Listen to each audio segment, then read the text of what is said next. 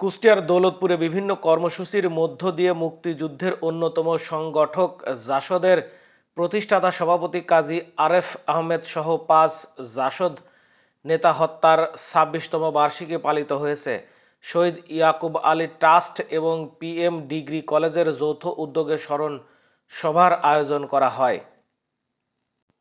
এই উপলক্ষে রবিবার সকাল ৯:৩০টায় ফিলিপনগর পিএম কলেজের চত্বরে শহীদ ইয়াকুব আলীর কবরে জাসদ নেতৃবৃন্দ ও বিভিন্ন স্কুল কলেজের শিক্ষার্থী সহ বিভিন্ন সংগঠন পুষ্পমাল্য অর্পণ, দোয়া ও বিশেষ মোনাজাত শেষে আলোচনা সভা অনুষ্ঠিত হয়।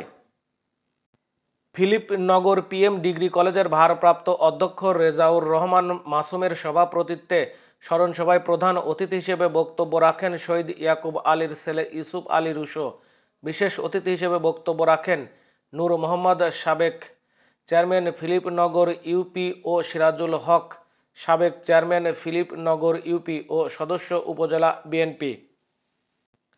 উল্লেখ্য, ১৯৯৯ সালে ১৬ ফেব্রুয়ারি বিকেলে কুষ্টিয়ার দৌলতপুর উপজেলার আরিয়া ইউনিয়নের কালিদাসপুর সরকারি প্রাথমিক বিদ্যালয় মাঠে সন্ত্রাস বিরোধী এক জনসভায় মুক্তিযুদ্ধের অন্যতম সংগঠক জাসদের সভাপতি কাজী আরেফ আহমেদ, জেলা জাসদের সভাপতি লোকমান হোসেন, সাধারণ সম্পাদক অ্যাডভোকেট ইয়াকুব আলী, জাতীয় স্থানীয় জাসদ নেতা ইসমাইল হোসেন ও শমসের মণ্ডল সন্ত্রাসীদের গুলিতে ঘটনাস্থলেই নিহত হন।